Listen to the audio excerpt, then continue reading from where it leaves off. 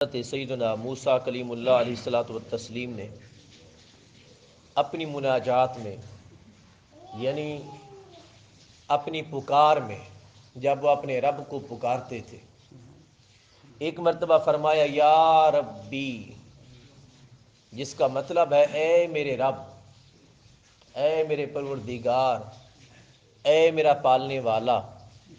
جب آپ نے فرمایا یا ربی، رب تعالیٰ نے جواباً ارشاد فرمایا لبیک یا موسیٰ، اے میرے موسیٰ میں حاضر ہوں۔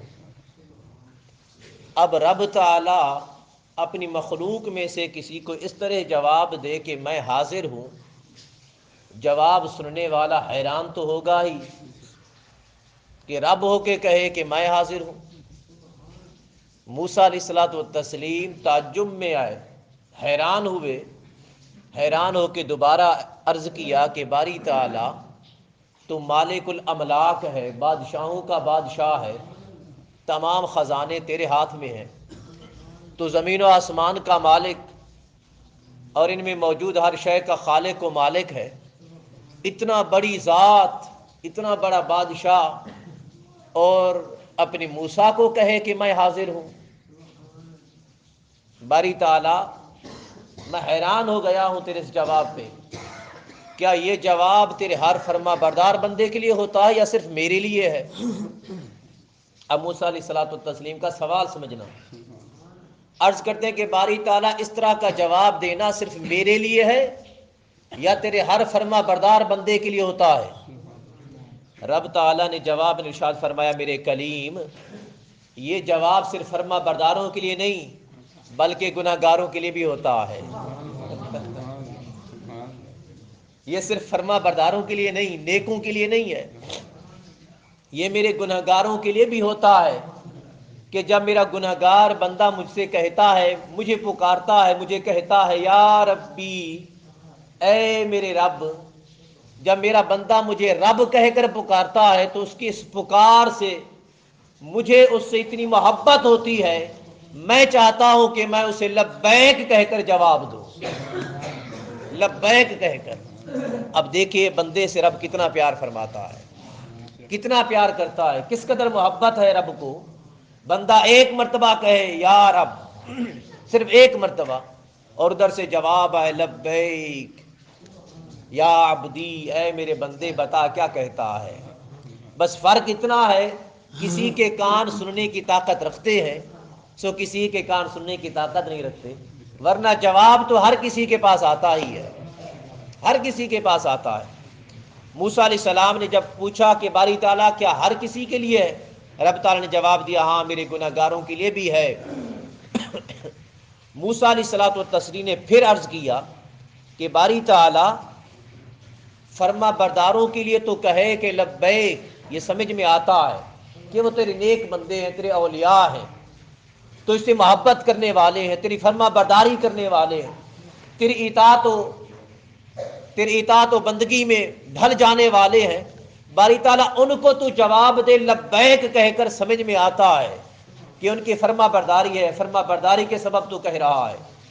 سو جو نافرمان ہیں، گنہگار لوگ ہیں، ان کے لیے بھی تو لبیک کہہ کر جواب دے، یہ سمجھ میں نہیں آتا۔ ایسا کیوں ہے؟ رب تعالیٰ نے پھر جواب ارشاد فرمایا ہے میرے موسیٰ، اگر میں بھلائی کرنے والوں کو، میں نیکی کرنے والے بھلائی کرنے والوں کو ان کی بھلائی کا سبب دوں، ان کی بھلائی کا اجر دوں، ان کی بھلائی کا ثواب دوں، ان کی نیکی کا اجر دوں، تو اور گناہ گاروں پہ رحم نہ کروں تو مجھے کریم کون کہے گا؟ صرف نیکی کرنے والوں کو نیکی کا اجر دوں، گناہ گاروں پہ رحم نہ کروں، گناہ گاروں پہ رحم نہ کروں تو مجھے کریم کون کہے گا؟ اے میرے موسیٰ، اس لیے میں ہر گناہ گار کو بھی ٹھیک اسی طرح جواب دیتا ہوں۔ جب بھی میرا بندہ کہتا ہے یا ربی، اے اللہ کے بندو، وہ ایک مرتبہ رب کہنے پر جواب دیتا ہے۔ جب آپ ہر سجدے میں اپنی نیاز جبی کو جھکا کر کہتے ہوں گے سبحان ربی الاعلی، کبھی غور کیا ہے کہ رب تعالیٰ عرش معلیٰ سے کتنی بار جواب دیتا ہوگا؟ کتنی بار جواب دیتا ہوگا؟ اپنے سروں کو سجدوں میں رکھ کر رب کو پکارا کرو، رب کو پکارا کرو۔ علامہ عبد الرحمن صفوری رحمۃ اللہ تعالی علیہ نے ایک واقعہ نقل کیا ہندو کا۔ ہندو تھا، پھر بعد میں مسلمان ہو گیا تھا۔ وہ ہندو تھا، اپنے بت کے سامنے بیٹھ کر کہہ رہا تھا یا صنم یا صنم یا صنم یا صنم، تسبیح پڑھ رہا تھا صنم صنم کی، اپنے بت کے نام کی۔ اس کی زبان پھسلی، زبان سے غیر ارادی طور پر، ارادی طور پر نہیں، غیر ارادی طور پر نکلا یا صمد۔ قل هو اللہ احد اللہ الصمد، اللہ صمد ہے، یہ صمد اللہ کا نام ہے۔ اس کی زبان پھسلی، غیر ارادی طور پر زبان سے نکلا یا صمد۔ جو ہی زبان سے نکلا یا صمد، کانوں میں آواز آئی جی میرے بندے، جی میرے بندے۔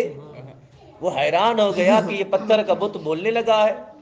اس نے سمجھا میری کرامت ہے، پھر ہوش میں آیا، کہنے لگا یا صنم، آواز ختم۔ پھر کہتے کہتے آواز، زبان پھسلی، زبان سے نکلا یا صمد، تو پھر کانوں میں آواز آئی جی میرے بندے۔ پھر اس نے غور کیا کہ میں کیا کہہ رہا ہوں، پتا چلا کہ وہ یا صمد کہہ رہا تھا، یا صمد، وہ صنم کو نہیں خدا کو پکار رہا تھا۔ اس نے سوچا کہ غیر ارادی طور پر میں نے مولا کو پکارا ہے، مسلمانوں کے خدا کو، غیر ارادی طور پر، ارادے کے ساتھ نہیں پکارا، قصدن نہیں پکارا، غیر ارادی طور پر پکارا، تو اس نے جواب دیا۔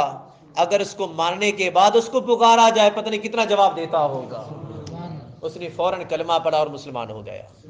سو محترم المقام، اپنے رب کو پکارتے رہیے گا، ہمیشہ پکارتے رہیے گا۔ پریشانیوں میں، مصیبتوں میں بندہ تھکے نہ کبھی رب کو پکارتے ہوئے۔